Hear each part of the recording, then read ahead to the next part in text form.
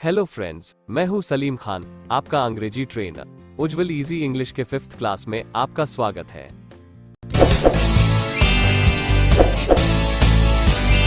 अगर आपने अब तक हमारे चैनल को सब्सक्राइब नहीं किया है तो अभी सब्सक्राइब करके बेल आइकॉन को प्रेस कीजिए ताकि आपको हमारे आने वाले वीडियोस की नोटिफिकेशन मिलते रहे। सबसे पहले लेते हैं पिछले लेसन का एक quick recap. Number 8, type of sentences. अंग्रेजी में टाइप ऑफ सेंटेंसेस 4 ही प्रकार के होते हैं: affirmative, negative, interrogative and interrogative negative. Number B, numbers. अंग्रेजी में नंबर्स 2 ही प्रकार के होते हैं: सिंगुलर और प्लूरल। Number C, person. अंग्रेजी में पर्सन 3 प्रकार के होते हैं: number 1, first person. Number 2, second person. Number 3, third person. Number D, sentence structure. अंग्रेजी में सेंटेंस स्ट्रक्चर के 4 पार्ट्स होते हैं: number 1, subject. Number 2, identification. Number 3, verb और number 4, object. Number E, prepositions. अंग्रेजी बोलने में इन्हीं 9 प्रेपोजिशंस का सबसे ज्यादा इस्तेमाल होता है। इस क्लास में हम हिंदी वाक्य के ऑब्जेक्ट को अंग्रेजी में ट्रांसलेट करना सीखेंगे। तो चलिए शुरू करते हैं।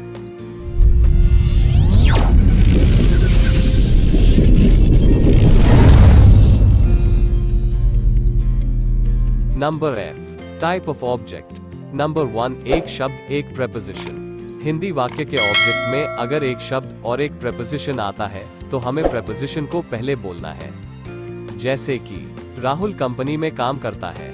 इस वाक्य में राहुल सब्जेक्ट, ता है आइडेंटिफिकेशन, काम करना वर्ब और कंपनी में ऑब्जेक्ट है। तो इस वाक्य का ऑब्जेक्ट है कंपनी में।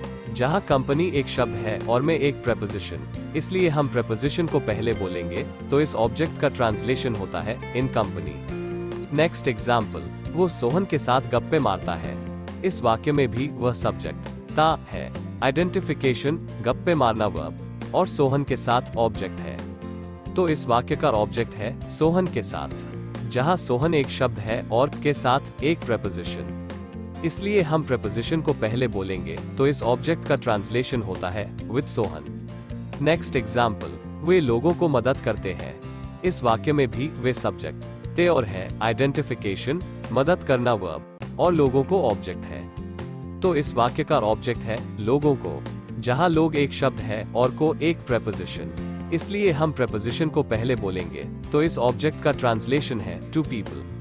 नंबर 2, 2 शब्द एक प्रेपोजिशन। अगर हिंदी वाक्य के ऑब्जेक्ट में 2 शब्द और एक प्रेपोजिशन होते हैं तो हमें बिना प्रेपोजिशन वाले शब्द को पहले बोलना है, बाद में प्रेपोजिशन और बचा हुआ शब्द बोलना है। जैसे कि वो सोहन के साथ कॉलेज जाता है। इस वाक्य में वह सब्जेक्ट, ता और है, आइडेंटिफिकेशन, जाना वर्ब और बचा हुआ सोहन के साथ कॉलेज ऑब्जेक्ट है। तो इस वाक्य का ऑब्जेक्ट है सोहन के साथ कॉलेज।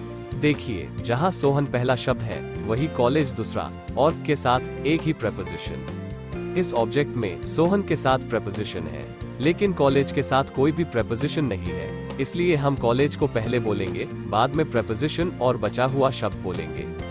तो इस ऑब्जेक्ट का ट्रांसलेशन होता है college with Sohan. Next example, Sohan table पर किताब रखता है। इस वाक्य का सोहन पहला शब्द है, इसलिए सोहन सब्जेक्ट, अंत के 2 अक्षर ता और है, यह आइडेंटिफिकेशन, रखना वर्ब और बाकी बचा हुआ टेबल पर किताब, यह ऑब्जेक्ट है। तो इस वाक्य का ऑब्जेक्ट है टेबल पर किताब। जहां टेबल पहला शब्द है वही किताब दूसरा और पर यह प्रेपोजिशन है। देखिए, टेबल के साथ प्रेपोजिशन है लेकिन किताब के साथ कोई भी प्रेपोजिशन नहीं है, इसलिए हम किताब को पहले बोलेंगे, बाद में प्रेपोजिशन और बचा हुआ शब्द बोलेंगे। तो इस ऑब्जेक्ट का ट्रांसलेशन होता है book on table. Next example, Rahul पिताजी के लिए तोहफा खरीदता है।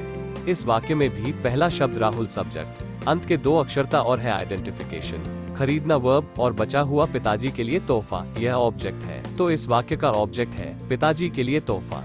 जहां पिताजी पहला शब्द है वही तोहफा दूसरा शब्द और के लिए यह एक प्रेपोजिशन है। देखिए, पिताजी के साथ प्रेपोजिशन है लेकिन तोहफा के साथ कोई प्रेपोजिशन नहीं है, इसलिए हम तोहफा को पहले बोलेंगे, बाद में प्रेपोजिशन और बचा हुआ शब्द बोलेंगे। तो इस ऑब्जेक्ट का ट्रांसलेशन होता है गिफ्ट फॉर फादर। नंबर 3, 2 शब्द और 2 प्रेपोजिशन। अगर हिंदी वाक्य के ऑब्जेक्ट में 2 शब्द होते हैं और दोनों के साथ भी प्रेपोजिशन होता है तो हमें जैसे शब्द होते हैं वैसे ही बोलने हैं। जैसे कि आरती किरण को क्लास में मिलती है।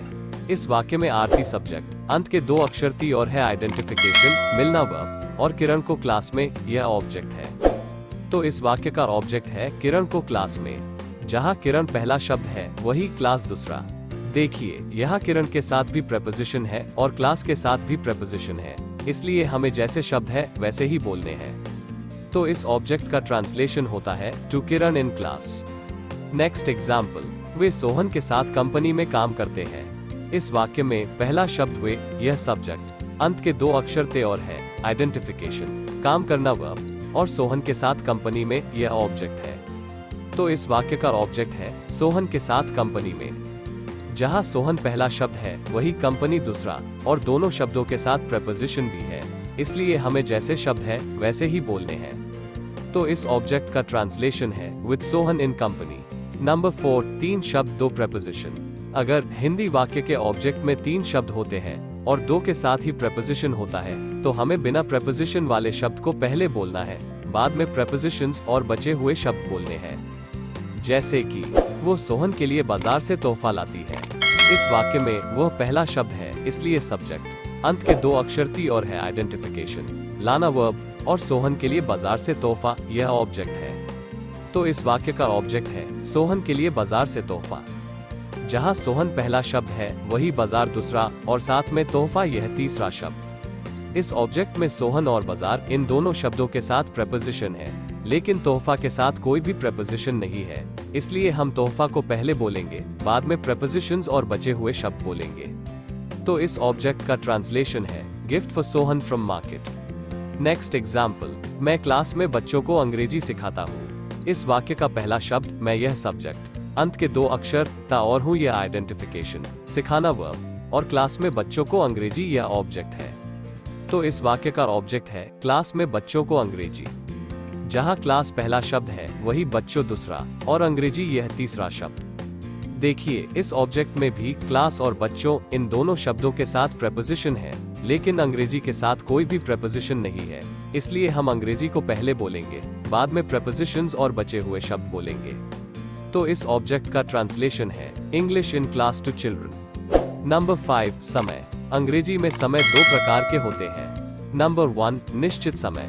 घड़ी में बजने वाले समय को निश्चित समय कहते हैं, जैसे कि 7 बजे, यानी कि at 7 o'clock। देखिए 7 सुबह में भी बजते हैं और शाम में भी, इसलिए घड़ी के समय को निश्चित समय कहते हैं। वैसे ही 8 बजे मीन्स at 8 o'clock, 9 बजे मीन्स at 9 o'clock, 10 बजे मीन्स at 10 o'clock। नंबर 2, अनिश्चित समय।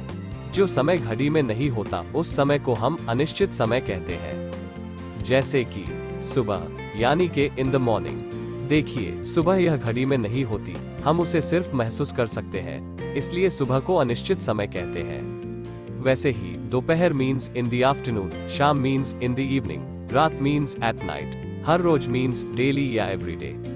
नंबर 8, एक समय। अगर हिंदी वाक्य के ऑब्जेक्ट में कोई भी एक समय आता है तो उस समय को ऑब्जेक्ट के बाद बोलना है।